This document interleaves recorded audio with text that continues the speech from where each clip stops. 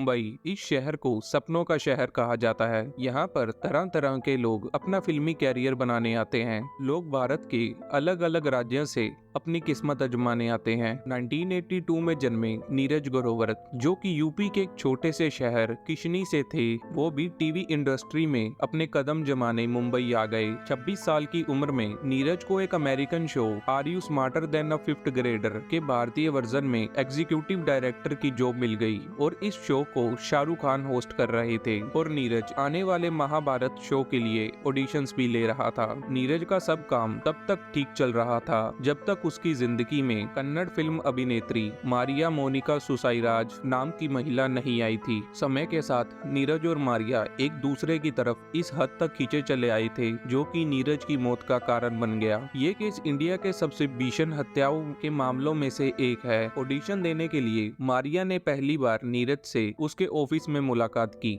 मारिया नीरज के शो के रोल के लिए उचित नहीं थी और इसके अलावा मारिया साउथ से थी और इसीलिए उससे हिंदी अच्छी तरह नहीं बोली जाती थी और हिंदी भाषा इस रोल के लिए बहुत जरूरी थी। एक अभिनेत्री के रूप में मारिया नीरज को नहीं भाई, लेकिन एक व्यक्ति के रूप में मारिया ने नीरज को भा लिया। जल्द ही नीरज ने मारिया से दोस्ती कर ली, जो कि मारिया ने भी दिलचस्पी दिखाई, इसीलिए वो दोनों अच्छे दोस्त बन गई। वो दोनों एक दूसरे के साथ अपना नंबर एक्सचेंज करते हैं। अब हर रोज वो कॉल या मैसेज के द्वारा एक दूसरे के साथ बात करते थे। धीरे धीरे दोनों के बीच स्नेह की मात्रा बढ़ती रही और अब वो दोनों एक दूसरे से मिलने भी लगे थे। और जैसे जैसे समय बीतता गया, मारिया को मुंबई में रहने के लिए जगह भी मिल गई। मारिया ने एक अपार्टमेंट किराए पर लिया जो कि फ्लैट नंबर 201 था और वो धीरज की सोलिटेयर अपार्टमेंट्स मलाड मुंबई में था। मारिया की सगाई एमिली जेरोमी मैथ्यू से हुई थी, जो कि कोचीन में तैनात एक नौसेना अधिकारी था। मैथ्यू ने दावा किया कि मारिया के नीरज के साथ गहरे संबंध थे। मैथ्यू इन दोनों की दोस्ती से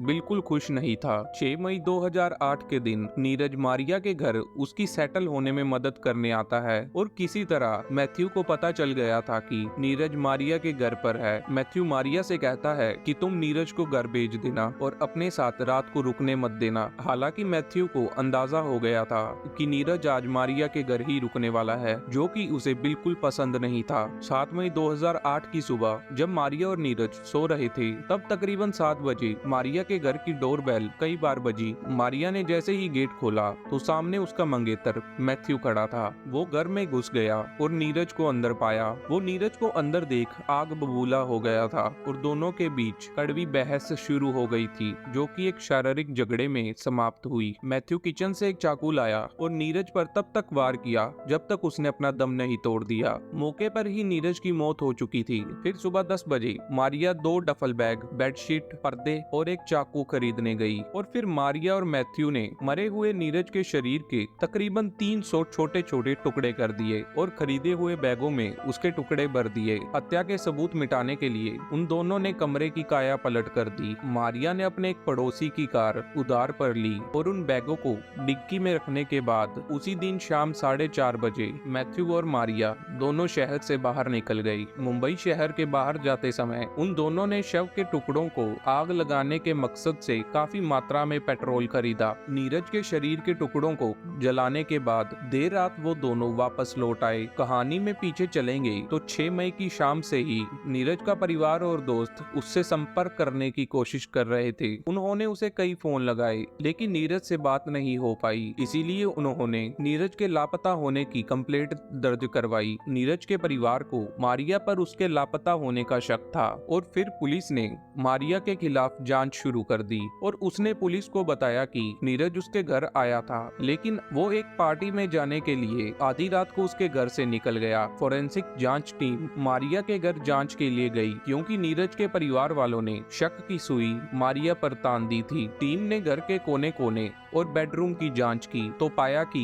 कमरे में नए पर्दे, चादरें और ज्यादातर सामान नया खरीदा हुआ था। इतना ही नहीं, दरवाजे की कुंडी पर भी खून लगा हुआ था और कुछ अन्य जगहों पर भी इसका थोड़ा थोड़ा सा हिस्सा था। ब्लड की सैंपलिंग करवाई गई तो पता चला कि ये खून नीरज का था। दूसरी बात, जब मारिया ने 9 मई को मलाड पुलिस स्टेशन में शिकायत दर्ज करवाई तो उसने पुलिस को बताया कि नीरज 6 मई की रात से लापता है और वो उससे आखिरी बार अपने अपार्टमेंट में मिली कि नीरज अपना फोन उसके अपार्टमेंट में ही भूल गया। और उसके बाद फिर पुलिस वालों ने नीरज के फोन के रिकॉर्ड्स खंगाले और पता चला कि नीरज के फोन पर 7 मई की शाम को एक मैसेज आया था जिस दिन उसकी हत्या की गई। और यहीं पर मारिया के दावों को गलत पाया गया क्योंकि उसने कहा था कि नीरज अपना फोन उसके घर भूल गया था, लेकिन 7 मई को आए मैसेज ने एक अलग जगह बताई। दहिसार चेक नाका था। शक बढ़ने पर पुलिस ने मामले की गहराई से जांच की तो मारिया के डेबिट कार्ड रिकॉर्ड्स से पता चला कि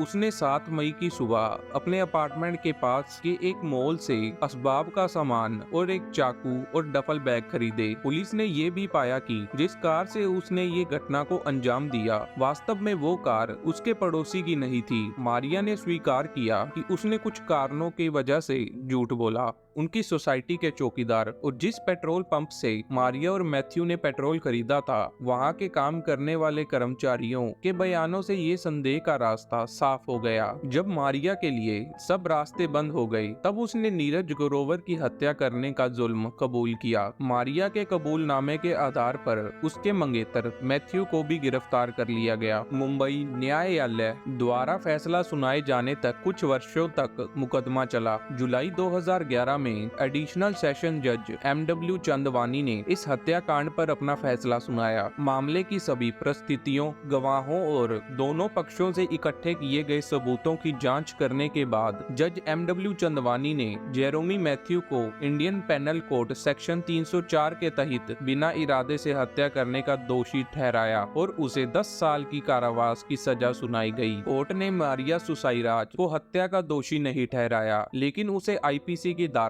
304 के तहत सबूत नष्ट करने के अपराध के लिए 3 साल की कैद की सजा सुनाई।